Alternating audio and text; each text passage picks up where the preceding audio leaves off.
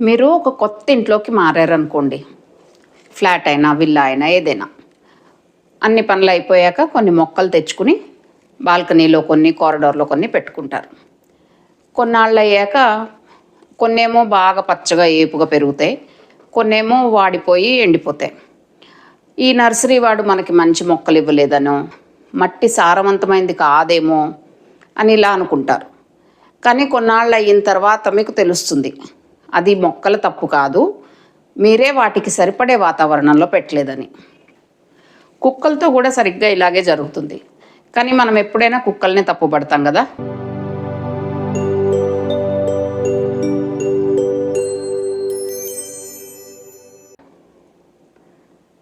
Welcome to the canine bond.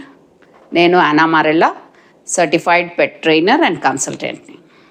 కుక్కలు ఎలా ఉండాలి అని మనం ఊహించుకునే విధంగా కాకుండా అసలు వాటి స్వభావం ఏంటి, వాటి ప్రవర్తన అలా ఎందుకు ఉంటుంది, అవి చేసే పనులు ఎందుకు చేస్తాయి, దాని వెనక కారణాలు ఏంటి, అసలు కుక్కని పెంచుకోవాలి అనేది కరెక్ట్ డెసిషనేనా, మీరు పెంచుకోవచ్చా, ఎలాంటి కుక్కని పెంచుకోవాలి, దాని అవసరాలు ఏంటి, దాని ఆహారం ఏంటి, ఖర్చు ఎంత అవుతుంది, దాని వ్యాక్సిన్స్, గ్రూమింగ్, ట్రైనింగు, అనారోగ్యాలు అవి ఎలా గుర్తించాలి, అప్పుడు ఎలా స్పందించాలి, ట్రైనర్స్ని డాక్టర్స్ని ఎలా ఎంపిక చేసుకోవాలి, వాళ్ళని ఏం అడగాలి, ఇంకా ఇలా కుక్కలకి సంబంధించిన విషయంలో వాటితో మీ ప్రయాణం ఎలా ఉండబోతుందనే దాని గురించి పూర్తిగా ఈ పాడ్కాస్ట్ ద్వారా మనం తెలుసుకుందాం. అయితే ఈ ప్రయాణంలో మీకు వచ్చే సందేహాలన్నిటికీ నేను సమాధానం చెప్తాను. చాలామంది పేరెంట్స్ మా కుక్క చెప్పిన మాట వినటం లేదని, మొండిగా ప్రవర్తిస్తుందని, అస్సలు కంట్రోల్ అవ్వట్లేదని ఇలాంటి కారణాలు చెప్తుంటారు. దాని ప్రవర్తన బాగాలేదని అనుకుంటారు. కానీ అది కుక్క స్వభావం కాదు. ఒక విషయం ఆలోచించండి, కుక్కకి చేతనైంది ఏంటి?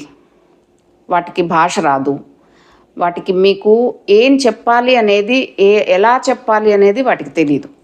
సో వాటి భాష, అవి చెప్పాలనుకున్నది ఏదైనా సరే, ఆ కమ్యూనికేషన్ అంతా వాటి ప్రవర్తనే. అది మిమ్మల్ని ఇబ్బంది పెట్టాలి అని చెప్పి కావాలని ఏమి చేయదు, అది ఏదో చెప్పాలనుకుంటుంది. అది మనకు అర్థం కానప్పుడు మనం చికాకు పడిపోతుంటాం అంతే. మనము అవి చేసే పనులే చూస్తామండి.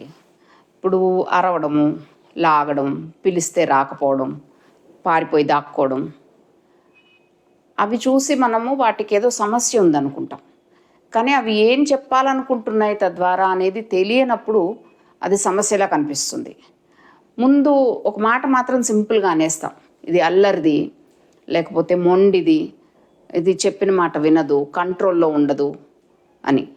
మనకి వాటి భాష, వాటి భావం అర్థం కానప్పుడే ఈ సమస్య వస్తుంది. కుక్కలు మనని విసిగించాలని, ఇబ్బంది పెట్టాలని ఏమి చేయవు. అవి సేఫ్గా ఫీల్ అవ్వడానికో, వాటికి అర్థం కానప్పుడో రియాక్ట్ అవుతాయి. కానీ మనము వాటి ప్రవర్తననే సరిచేయాలి, వాటి ఎమోషన్స్ని అర్థం చేసుకోకుండా ఏదైనా ట్రై చేస్తే అది వర్కౌట్ అవ్వదల. దాన్ని కరెక్ట్ చేయాలని మనం దాని మీద అరిసినా, కోప్పడినా, గట్టిగా బెదిరించినా, కొట్టినా, ఇంకేదన్నా అలా ఏదన్నా చేసామనుకోండి, ఆ ప్రవర్తన అప్పటికి అదుపు అయిపోతుంది. కానీ అది పూర్తిగా దాని మనసులో నుంచి పోదు. దానివల్ల ఏమవుతుందంటే మన మీద ఉన్న నమ్మకం కోల్పోతుంది. ఆ కమ్యూనికేషన్ విండో అనేది క్లోజ్ అయిపోతుంది పూర్తిగా. అదేమీ ఇంకా వ్యక్తం చేయాలని ప్రయత్నించదు. అప్పుడు ఆ కోపం కానీ, ఆ అసహనం కానీ దానిలో పెరిగిపోయి అది సమస్యలా మారుతుంది. అప్పటికప్పుడు ఆ సమస్య తీరిపోయినట్టే అనిపిస్తుంది మనకి. కానీ కొన్నాళ్ళు అయిన తర్వాత అది ఇంకో రకంగానో, ఇంకా సీరియస్గానో మళ్ళీ రిటర్న్ అవుతుంది. అది పూర్తిగా పోదు.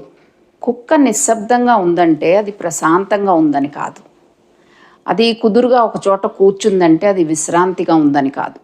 లోపల చాలా స్ట్రెస్ ఉంటుంది. అది తెలిసేంతవరకు మనము మన చిట్కా పనిచేసింది, అది చెప్పిన మాట వింటుంది, దాని ప్రవర్తనలో మార్పు వచ్చింది అని సంతోషపడిపోతుంటాం. కానీ అది కరెక్ట్ కాదు. చిట్కాలు అనేవి ఇలా ఏదో చేసేసాము అయిపోయింది అని చిట్కాలు అనేవి ఎప్పుడూ పని చేయవు. ఎందుకో తెలుసా? ఆ చిట్కాలు వాటి అప్పటికప్పుడు ఆ ప్రవర్తనని మారుస్తాయి కానీ వాటి లోపలున్న స్ట్రెస్ని దూరం చేయవు. ఒక డాగ్ బిహేవియర్ అనేది అంటే ఆ కుక్క ఎలా ప్రవర్తిస్తుందనేది అది ప్రాబ్లం కాదు అసలు. అది దాని లోపలున్న స్ట్రెస్కి ఒక సిగ్నల్ అంతే. ఆ సిగ్నల్స్ ఏంటి అనేది మనం అర్థం చేసుకుంటే దాని సమస్యలు అప్పుడు మాయమైపోతాయి. ఇలా ఈ పాడ్కాస్ట్లో మనం చాలా స్లోగా వెళ్దాం. కుక్కని ఎలా గమనించాలి, ఏం తెలుసుకోవాలి, దాన్ని ఎలా అర్థం చేసుకోవాలి, ఇవి నెమ్మదిగా ఒక్కొక్కటి తెలుసుకుని అప్పుడు ఏదైనా చేయడానికి ట్రై చేద్దాం. ఎందుకంటే కుక్కకి ముందు మన మీద నమ్మకం కలగాలి. ఒక్కసారి ఆ ట్రస్ట్ అనేది బిల్డ్ అయిందనుకోండి, అప్పుడు అవి మనం ఏది చెప్పినా వినడానికి ఇష్టపడతాయి. ట్రైన్ అవ్వడానికి ఈజీగా అవుతుంది. ట్రైనింగ్ సంగతి తర్వాత. ఎందుకంటే కుక్కకి సేఫ్గా అనిపిస్తేనే అది ఏదైనా వింటుంది, నేర్చుకుంటుంది. ట్రైనింగ్ గురించి మాట్లాడే ముందు మీకు ఒక ఇంపార్టెంట్ క్వశ్చన్ ఉంది. మీరు కుక్కని పెంచుకోవడానికి మనస్ఫూర్తిగా ప్రాక్టికల్గా రెడీగా ఉన్నారా? రెడీ అంటే అసలు ఏంటి? మన రెడీనెస్ని ఎలా తెలుసుకోవాలి? దాంట్లో మనం గుర్తించాల్సినవి, మనం ఆలోచించుకోవాల్సినవి ఏముంటాయి? ఈ విషయాలన్నీ మనం నెక్స్ట్ ఎపిసోడ్లో చూద్దాం.